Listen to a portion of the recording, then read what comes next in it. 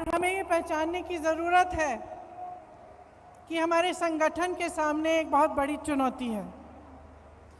उस चुनौती का सामना हम कैसे करेंगे, इसी के लिए हम इकट्ठे हुए हैं और 3 दिनों से चर्चा चल रही है। इसके बारे में मैं कुछ एक दो अपनी बातें कहना चाहती हूँ। ख़ास तौर से उन कार्यकर्ताओं के लिए जो देश भर में हैं लेकिन आज यहाँ उपस्थित नहीं हैं। देखिए, कांग्रेस का कार्यकर्ता कौन है? वो अनोखे लाल है जो इस झंडे को लेकर कन्याकुमारी से कश्मीर तक चला।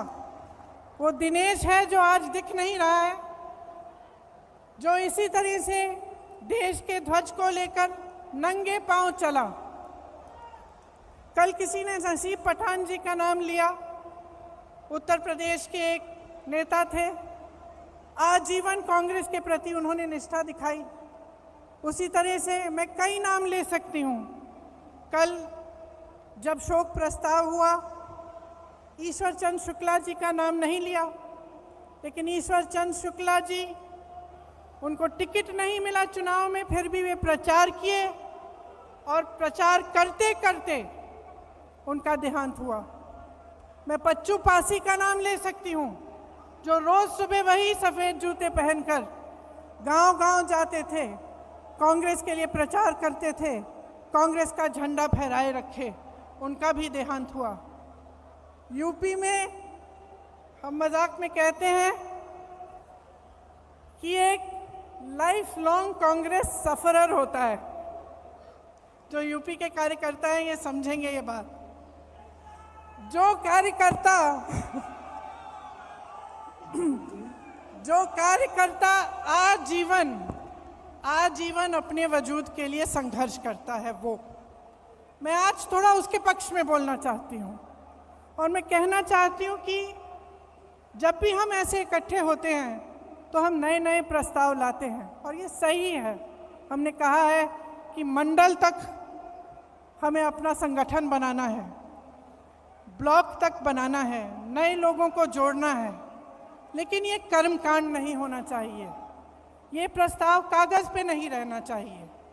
इसको करने के लिए हम सबकी जिम्मेदारी बनती है कि हम गांव-गांव जाएं, ब्लॉक ब्लॉक जाएं और अपने संगठन को मजबूती से बनाएं। भारत जोड़ो यात्रा निकली, श्री राहुल गांधी जी बैठे हैं।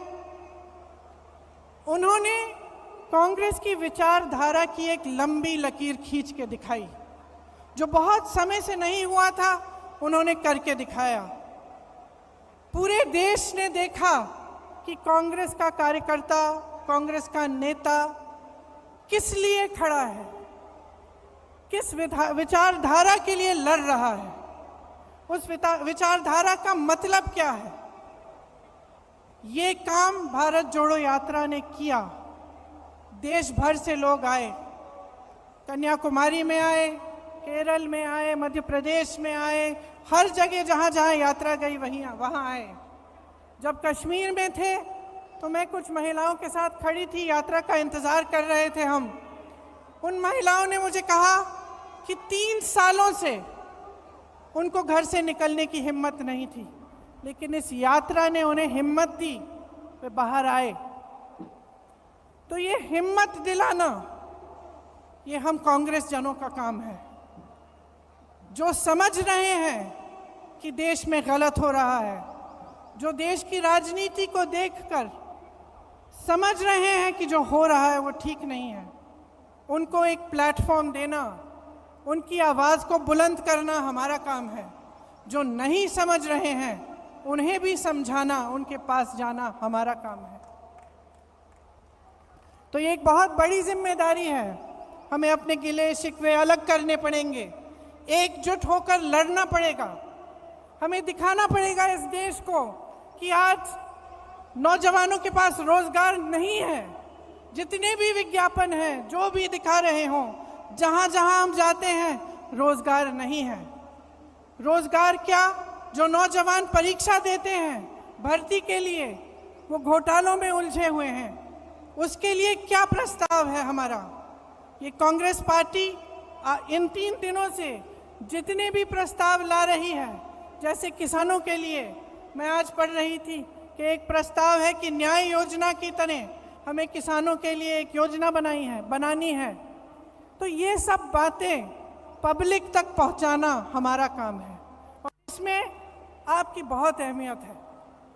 तो एक साथ हमें काम करना पड़ेगा, चाहे महिलाओं के लिए, उनके विकास के लिए, चाहे ये समझाना कि जबकि देश का किसान आज कर्ज में डूब रहा है, मुश्किलों से घिरा हुआ है, लेकिन जमीन प्रधानमंत्री जी अपने दोस्तों को मुफ्त में दिलवा रहे हैं।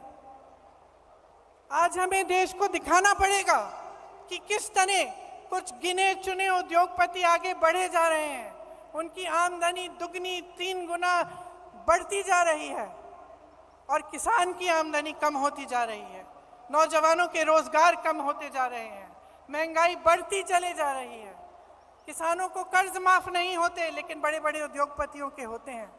ये सब बातें हमें पब्लिक में ले जानी है।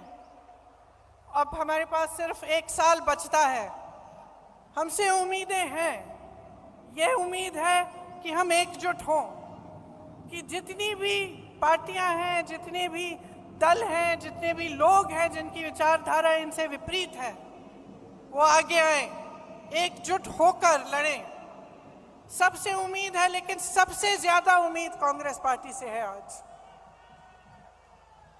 और मैं जानती हूं कि हम इस उम्मीद पर खरे उतर सकते हैं कि आपकी मेहनत से, हमारी मेहनत से, हमारी एकजुटता से, हमारे समर्पण से और अपने संविधान के प्रति हमारी निष्ठा से हम सब इस काम को करके दिखा सकते हैं। छोड़िए, नए लोग जुड़ते कैसे हैं?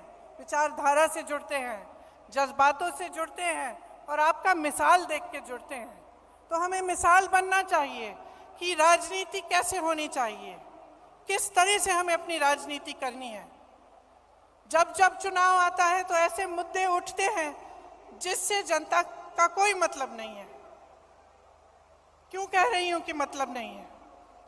क्योंकि जब रोजगार की बात होती है, युवाओं की बात होती है, महंगाई की बात होती है, तो इन मुद्दों पर चुनाव लड़े जाने चाहिए कि किस तरह से विकास होगा, भविष्य में हम क्या प्रस्ताव रख रहे हैं, कौन सा सकारात्मक कदम हम उठाने जा रहे हैं। ये हमारी राजनीति होनी चाहिए।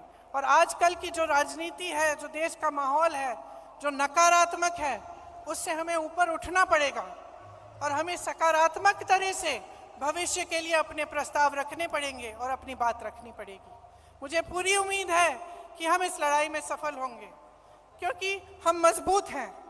आज भी अगर आप सब यहाँ बैठे हो, इसका मतलब है कि आप पार्टी के प्रति समर्पित हो और आप निडर हो। हमारे तमाम नेताओं पर, कार्यकर्ताओं पर इस सरकार ने दमन किया है। आज भी, कल भी छत्तीसगढ़ में रेड लगवाए, एजेंसियों के द्वारा क्या क्या नहीं किया, लेकिन आज भी हमारे नेता खड़े हैं, आज भी हमारे कार्यकर्ता खड़े हैं। और मैं जानती हूं कि आपका संघर्ष क्या है। अगर हमें पूछताछ के लिए 2 दिन के लिए बुलाया जाता है तो आपको जेल में महीनों के लिए रखा जाता है। अगर हमें पुलिस घसीट के ले जाती है तो आप लाठियां खाते हैं। तो हम जानते हैं कि आप में कितनी हिम्मत है।